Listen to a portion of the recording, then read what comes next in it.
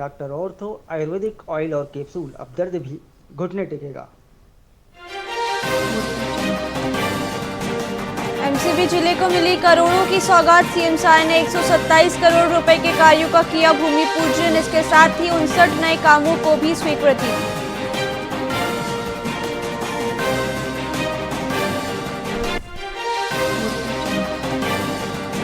भाजपा संयुक्त मोर्चा की बैठक। सीएम साय ने 2047 तक विकसित भारत का लक्ष्य दोहराया। रायपुर कार्यालय में बैठक का हुआ आयोजन।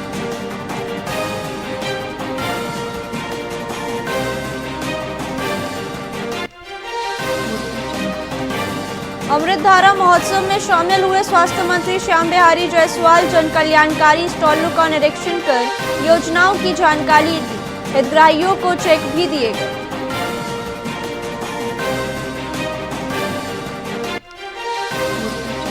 सीनियर महिला वनडे ट्रॉफी में छत्तीसगढ़ की लगातार 6वीं जीत। अरुणाचल प्रदेश को 8 विकेट से हराया।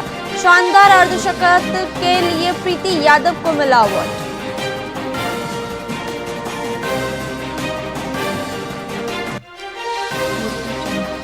बीजापुर में सुरक्षा बलों ने साजिश नाकाम की। भारी मात्रा में आईईडी, विस्फोटक और हथियार बरामद किए गए। बम दस्ते ने किया डिफ्यूज।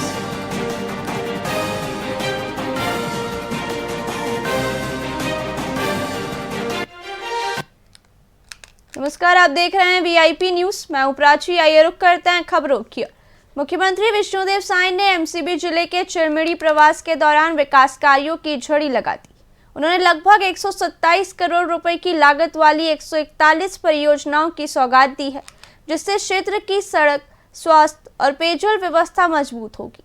सीएम ने चिरमिरी के जगन्नाथ मंदिर में पूजा अर्चना की और आम जनता के साथ प्रसाद भी ग्रहण की। इस अवसर पर कैबिनेट मंत्रियों की मौजूदगी में जिले के समग्र विकास और खुशहाली का संकल्प दोहराया गया। सौभाग्य का विषय है एमसीबी जिले के लिए। ये 127 करोड़ के विकास कामों का लोकार्पण और भूमि पूजन कार्यक्रम संपन्न हुआ है।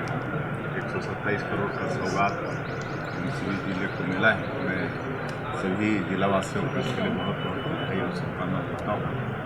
और आज यहाँ पे देखिए गृह मंत्री और हमारे प्रदेश के श्री ड्राइवर मंत्री राम जी और इस क्षेत्र के विधायक प्रदेश के स्वास्थ्य मंत्री श्री जायसवाल जी, हमारे मंत्री और विधायक जी, हमारे सभी वरिष्ठों और सबकी उपस्थिति में कार्यक्रम संपन्न हुआ है।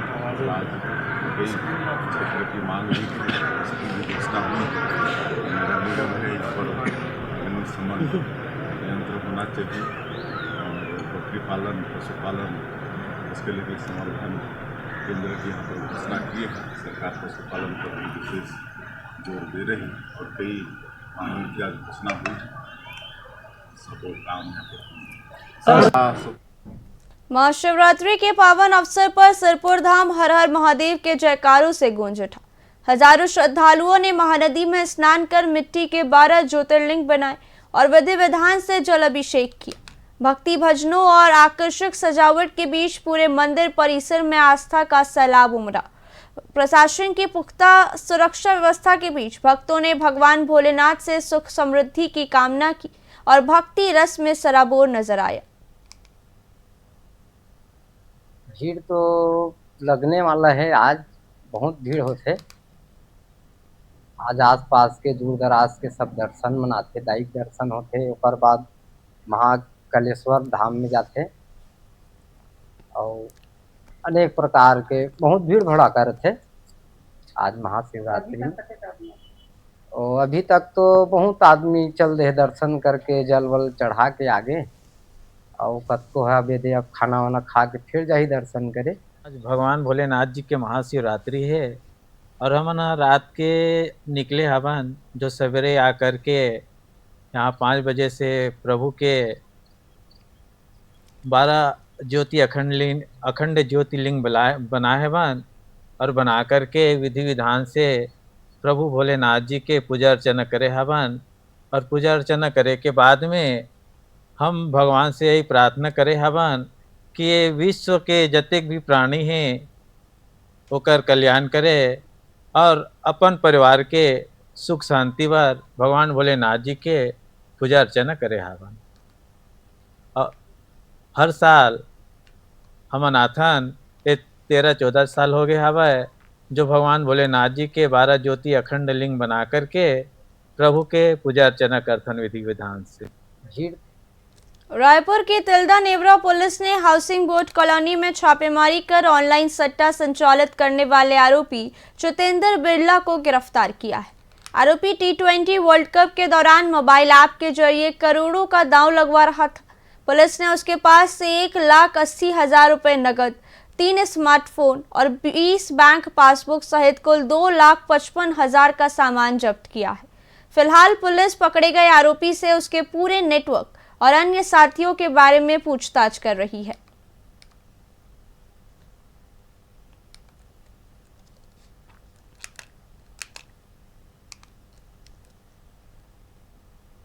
छत्तीसगढ़ विधानसभा का बजट सत्र 23 फरवरी से शुरू होने जा रहा है, जिसमें 24 फरवरी को वित्त मंत्री OP चौधरी वित्तीय वर्ष 2026-27 का बजट पेश करेंगे। 20 मार्च तक चलने वाले इस सत्र में कुल 15 बैठकें होंगी, जिसकी शुरुआत राज्यपाल रमन डेका के अभिभाषण से होगी। वित्त मंत्री के अनुसार यह बजट मुख्य रूप से महिलाओं, युवाओं और किसानों की समृद्धि पर केंद्रित होगा। सरकार का लक्ष्य जनहितकारी योजनाओं को मजबूती प्रदान कर प्रदेश के विकास को नई गति देना है। और 23 तारीख को बजट सत्र का आगाज होने जा रहा है। संभावना है कि 24 फरवरी को बजट प्रस्तुत होगा और आदरणीय मुख्यमंत्री जी के नेतृत्व में हमारी सरकार तीसरा बजट प्रस्तुत करेगी। पहला बजट ज्ञान, गरीब, युवा, अन्नदाता और नारी को समर्पित था। दूसरा बजट गति की रणनीति पर आधारित था।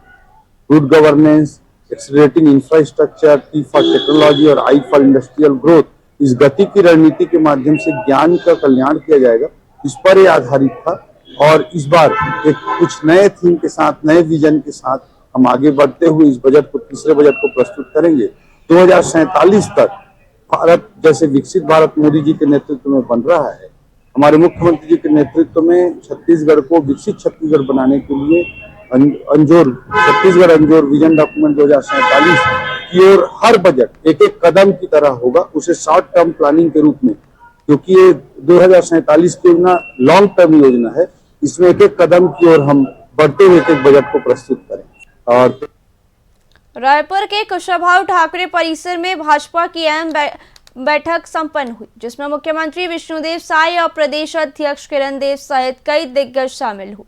नई टीम के गठन के बाद हुई इस बैठक में करीब 1,000 पदाधिकारियों को पार्टी की कार्यशैली और आगामी कार्यक्रमों का मार्गदर्शन दिया गया। सांसद संतोष पांडे ने इसे संगठन को मजबूत करने की एक सामान्य प्रक्रिया बताया।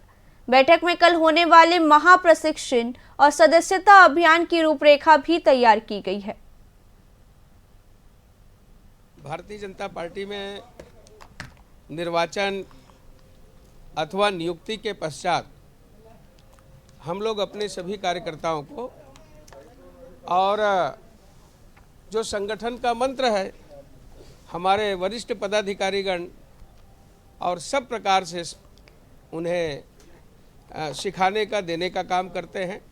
और साथ ही साथ छत्तीसगढ़ में हमारी सरकार है, केंद्र में हमारी सरकार है, सरकार की योजनाएं भी नीचे तक पहुँचे, आम जनता को जानकारी हो। भारतीय जनता छत्तीसगढ़ के पूर्व मुख्यमंत्री और कांग्रेस महासचिव भूपेश बघेल पंजाब और चंडीगढ़ दौरे के लिए रवाना हुए। रवाना होने से पहले उन्होंने बताया कि वहां प्रदेश कांग्रेस कमेटी की बैठक में शामिल होंगे और बठिंडा में मनरेगा बचाओ संग्राम कार्यक्रम में भाग लेंगे। उन्होंने केंद्र सरकार पर किसानों के खिलाफ कदम उठाने का आरोप लगाया है। वहीं डिप्टी सीएम अरुण साव के बयान पर पलटवार करते हुए कहा कि पहले अपनी समीक्षा करें। पंजाब चंडीगढ़ में प्रदेश कांग्रेस कमेटी की बैठक है और फिर दूसरा मानसा और बठिंडा में कल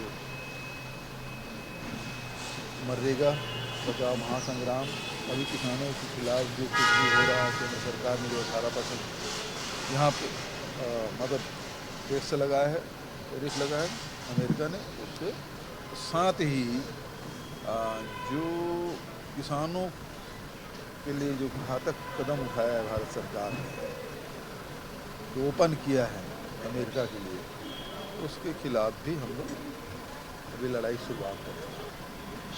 अरुण साहु जी प्रदेशाध्यक्ष के रूप में जो बात उन्होंने जनता से जो वादा किया था, उसकी समीक्षा कर ले, कितना किए हैं और कितना नहीं किए, वो पहले देख ले, पर उपदेश कुशल बहुत है।